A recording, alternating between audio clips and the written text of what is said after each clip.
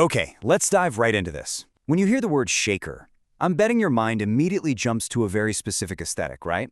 You picture a beautifully crafted minimalist wooden chair, or maybe one of those pristine, super quiet historic villages. We have this incredibly sanitized, peaceful image of them today. But the truth about their origins? It is absolutely anything but quiet. The actual history of the Shakers, and specifically their founder, Ann Lee, is this wild story of fierce rebellion, intense persecution, and just downright radical ideas that literally shocked 18th century America. There's just this massive disconnect between their modern reputation and their historical reality. On the one hand, we have what they're internationally famous for today, the furniture, the design, the architecture. But who were they actually? Well, they were staunch pacifists. They were strict communalists. They championed sustainability way, way ahead of their time. And crucially, they espoused genuine gender parity, making them some of the very first proponents of feminism in modern history. The Shakers weren't just making nice tables, guys. They were actively trying to upend the entire social order of the 1700s, and it all traces back to one incredibly unlikely leader. And honestly, this story is suddenly hyper-relevant again thanks to The Testament of Ann Lee. It's a brand new speculative historical musical directed by Mona Fastvold, and it stars Amanda Seyfried as the charismatic Shaker founder herself. Now, why would a filmmaker like Fastvold want to bring this to the big screen? Well, because Ann Lee's origin story is, frankly, almost unbelievable. She was a completely illiterate woman who grew up in deep, deep poverty in Britain. She left behind absolutely zero writings of her own, yet she possessed this enormous magnetic presence and persuasive power. I mean, she convinced thousands of people to completely abandon their lives, follow her radical teachings, and literally cross an ocean. Crazy, right? Part 1. The Making of Mother Ann. Let's look at the timeline. Ann Lee was born in 1736 in Manchester, England. She was the second of 8 children and had absolutely zero formal education. She spent her early years working these grueling jobs, including a really rough stint in a textile factory. Fast forward to 1758, she's 22, and she joins an English Protestant sect called the Wordley Society.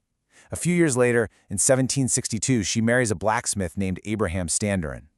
But then, jumping to 1770, we see her taking a much more aggressive path. She actually starts disrupting rival church services, which lands her in a Manchester prison for 30 days. So what happened? Well, between her marriage and her imprisonment, something deeply, profoundly traumatic changed her life forever. The trauma she endured is, well, it's really hard to overstate.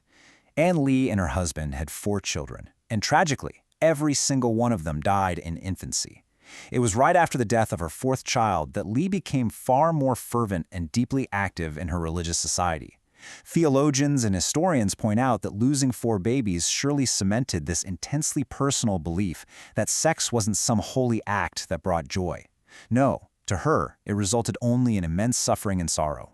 This continuous, heartbreaking loss totally shaped what her followers called a deep aversion to fleshly cohabitation, and that idea would become the absolute cornerstone of her entire movement.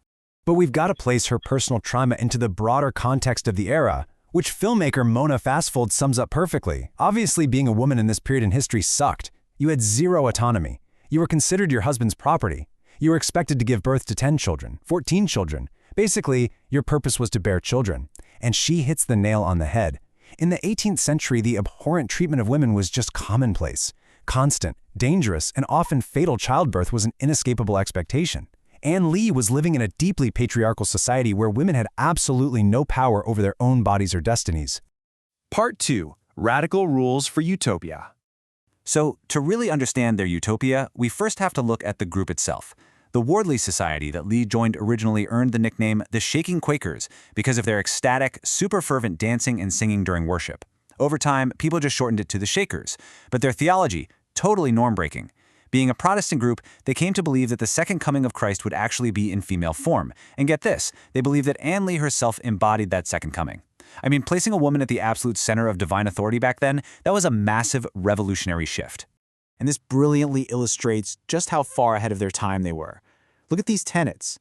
They believed men and women shared the exact same responsibilities to each other and the world, so they enforced strict gender parity. They practiced absolute celibacy. They were unwavering pacifists. They entirely abolished the institution of marriage, and they operated on communal sustainability. By actually applying these tenets, the Shakers were pioneers of real-world social equality. They didn't just preach, they walked the walk. They actively freed enslaved African Americans, they provided shelter to those in need, and they operated as this radically progressive force in a deeply, deeply conservative world. Let's zoom in on perhaps their most famous and definitely most controversial tenet, strict celibacy. This absolute belief was cemented during Lee's 30-day stint in that Manchester jail back in 1770, where she claimed to have a premonition that celibacy was the absolute key to purity. Now, while she framed it as living the life of Christ, who, was also celibate, we really have to look at the practical application here. In an era where a woman's sole societal purpose was nonstop, literally life-threatening childbirth, mandating celibacy wasn't just some religious quirk. It functioned as a radical, undeniable tool for female bodily autonomy. It essentially freed women from the extreme physical dangers and subjugation of 18th century marriage. This quote from Fastfold really hammers the logic home. Brother and sister are equal, husband and wife are not. Lee realized that if she wanted to rethink societal structures and create a genuine utopia where men and women could coexist equally, she had to completely redefine the family. So abolishing marriage was her drastic solution. Think about it. If everyone was simply a brother or a sister to one another, the inherent property dynamics and power imbalances of a husband-wife relationship just disappear. Poof. Now, as an aside, it is worth noting that historians point out some traditional hierarchies and leadership structures did eventually creep back into Shaker communities later on, but their baseline attempt at gender parity, fundamentally revolutionary. Part 3. Persecution in the New World. So, in 1774, guided by yet another premonition, Lee and a small group of followers sailed from Liverpool to America. And talk about timing, they arrived exactly on the precipice of the Revolutionary War. Obviously, their staunch pacifism immediately came at a massive cost. When pressured to partake in the war, Lee absolutely refused. She flat out stated they could not harm anyone. Because of this, she actually gets accused of being a British spy. And when she refused to take a loyalty oath to New York State, arguing it contradicted her core beliefs, she was thrown into prison again. She spent months there until Governor George Clinton finally sought her release. But beyond the government, the Shakers were constantly harassed, relentlessly attacked, and beaten by local mobs who were just terrified of their bizarre norm-breaking beliefs. Through all of this violence, being accused of witchcraft, being beaten, being jailed, her commitment literally never wavered. You can feel her intensity in this quote from historical records. "I don't care if you take my life, it doesn't matter. I will never compromise on any of this." And she really didn't. She continued to lead and preach right up until she died in 1784. That was just 10 years after arriving in America, and she was only 48. In fact, many historians actually believe that the severe injuries she sustained from being beaten by those mobs actively contributed to her early death. Part 4. A beacon in the dark. Now, what's really interesting is this massive number, 5,000. Long after Ann Lee passed away, the influence of her movement just exploded. By the year 1850, there were roughly 5,000 Shakers living across the United States. That's 5,000 people who willingly chose a life of absolute celibacy, pacifism, and communal living. They were perfectly executing the utopian blueprint that an illiterate, impoverished woman from Manchester had laid out for them.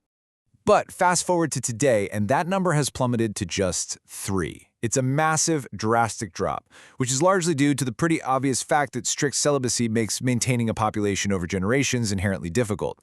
You just can't replace the numbers organically. Interestingly, though, the movement isn't technically dead.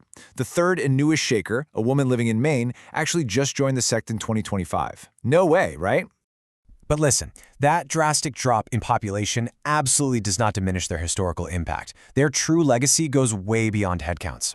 Because they abolished the traditional nuclear family and pooled their resources communally, the Shakers effectively became the first people to provide organized social services in America. It's true.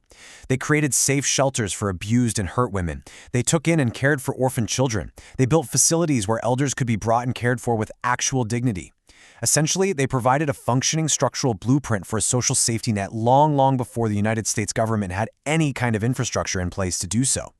Filmmaker Mona Fastfold beautifully frames Ann Lee's historical significance with this thought. Lee was this beacon of light that existed in a chapter in American history that was quite dark.